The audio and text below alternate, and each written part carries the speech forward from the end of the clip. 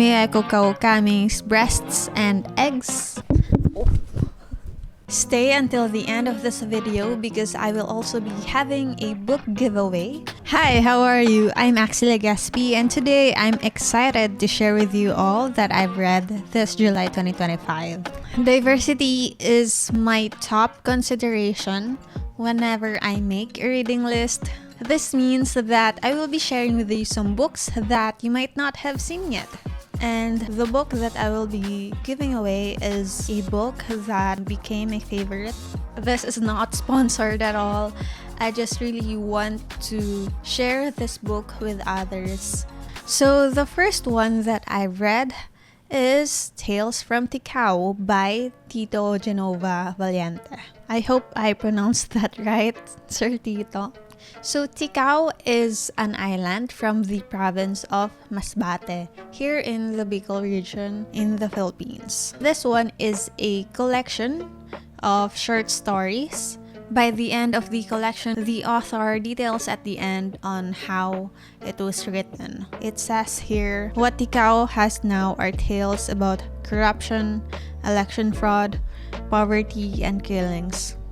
They are the new tales of enchantment, and I do not have access to their narrators. After reading, I just really stared at the cover for a long time because I realized that I was holding a collection that probably could not have existed if it weren't for the efforts of the author to at least recover some of the stories. My favorite one from the collection is Ticao because it brought back the innocence in me. I didn't really have any supernatural experience, even from ghosts, but when I read it, it felt like it was also my experience somehow. It felt like a good memory, and so that was my favorite because it was very heartwarming for me. So if you ever get a copy of this, I recommend reading the review of Sylvia L. Mayuga entitled Living with the Invisible. The next one that I've read is... let me see the title. I haven't memorized it. It's the Saga of the Fugitive Indio Priest. It's a novella by Elmer A. Ordoñez. So this is the cover of the book. This one definitely feels like a film that you play in your head. So it says here that this is a fictionalized rendering of an authentic story of Don Lino Alindogan, who studied for the priesthood in Naga, Camarines Sur. Because of that, I immediately realized that this is another piece of history and one that is not always told, because what I know of usually heroes that come from the National Capital Region or Calabarzon. So I was really grateful for reading this book because I'm a Bicolana myself and I really felt at home. The third one that I've read is also a collection of short stories, and this one is Flowers for Thursday by Tijam. So far, this is my favorite compilation. It's fun. Sometimes it's thought-provoking. Sometimes it's touching. The best way really to describe this is what's already written at the back of this book. The native imagination is constant and ceaseless in Flowers for Thursday. I think the sentence just really sums up what the short stories are all about. The culture in the city of Iriga.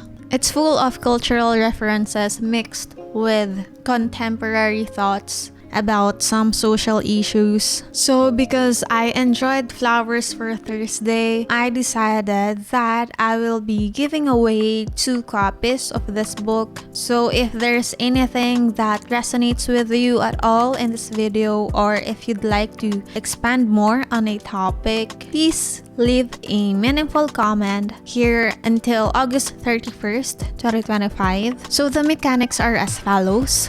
Multiple comments are allowed as long as they're not spammy or repetitive. Comments can be in English or in Filipino. Please include your country of origin in your comment because there will be one Filipino and one international winner. I will be choosing the winning comment based on how much it adds to the discussion. Winners will be announced on September 1st via a reply to your comment so we could exchange details on the process of shipment. Please note that shipping delays may occur depending on your location or customs process. That's pretty much it. So the next one is Mieko Kawakami's Breasts and Eggs.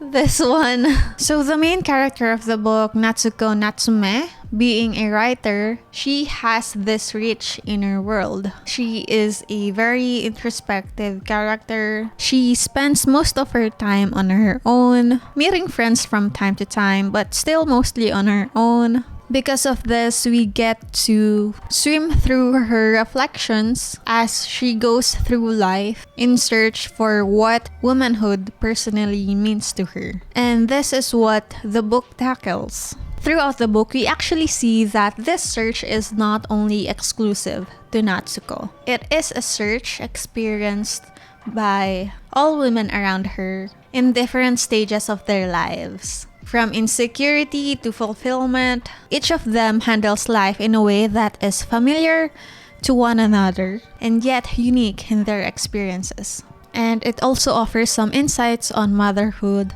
that will make you think carefully. It's totally another read that I would recommend. The next one is Pnin by Vldamir Nabokov.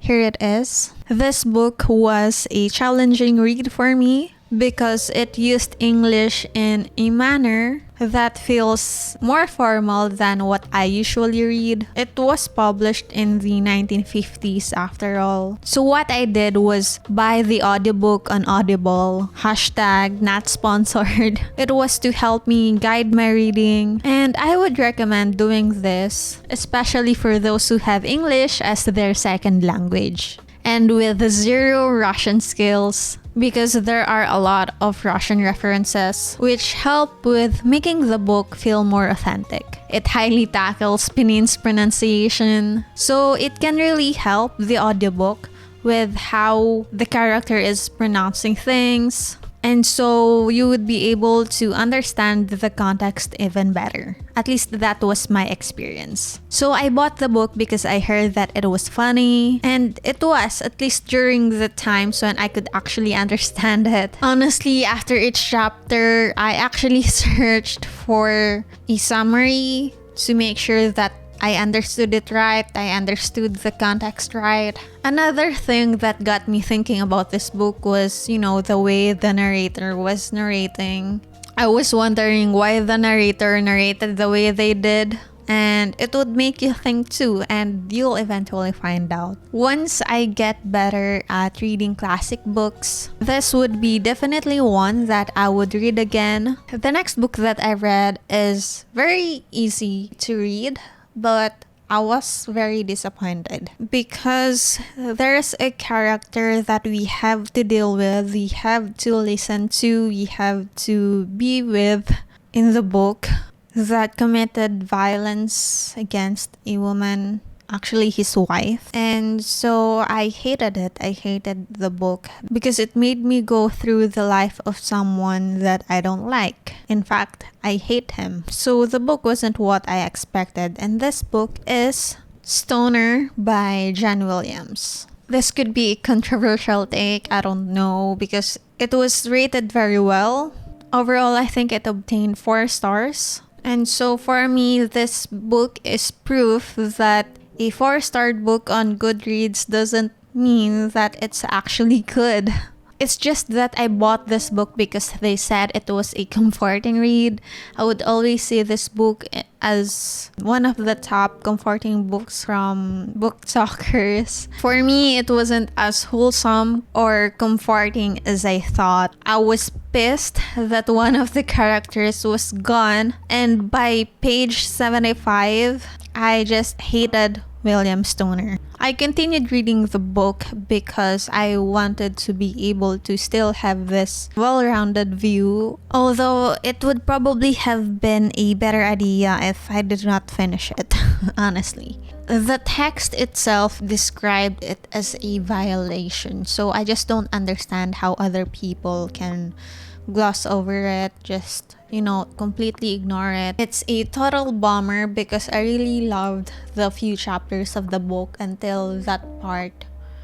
I just can't stand that I have to read a book about a man who violated his wife. It's not a book that I would recommend at all. So the next one is White Nights by Fyodor Dostoyevsky. I didn't expect it to be an easy read. I understand how it became a popular book, given that it tackles unrequited love in both sides. On one side, you see someone loving a person who can't love them back. And on one side, you see someone being loved while loving somebody else. It's messy, it's complicated, and most of all, inevitable. You just can't force anyone to love you back, and you can't force yourself to love someone. If everybody just forces themselves, then no one is being authentic, and people would just be miserable. They would be more miserable being together than not at all. This is the real comforting read for me. It's comforting although it has no real resolution, and I think that's what I love about it. Because life often feels like that, and so it mirrors exactly that. Finally, the last one is Cleopatra and Frankenstein by Coco Mellors. On page 327 of this book, you're gonna laugh and you're gonna lose that smile immediately. That's just how the book moves. It will make you laugh, then it will devastate you at the same time. But in the end, you'll find peace. If you love normal people, the worst person in the world, marriage story, this book is totally for you. The ending of the relationship will be quite predictable, but the chapters leading to that won't be. I'm not sure if that makes sense, but that's definitely my experience. It's like knowing that you'll succeed, but not knowing the specifics on how. I read this because it was recommended by Jack Edwards among his list of books to be read while in your 20s, and I'm grateful that I did. And it is a must-read. I would say it's another comforting book in some way for me. You will find characters that may seem perfect in every way, but at least on the outside, as most of us are, flawed and yet likable characters in their own ways. It's another read that I would recommend. To conclude, I'm very satisfied with my reading list. Of course, it's not perfect at all, but I really chose based on my values. If you're curious about how I choose my reading list, you could subscribe and stay tuned for my next video. Let me know about your thoughts in the comment section. See you next time!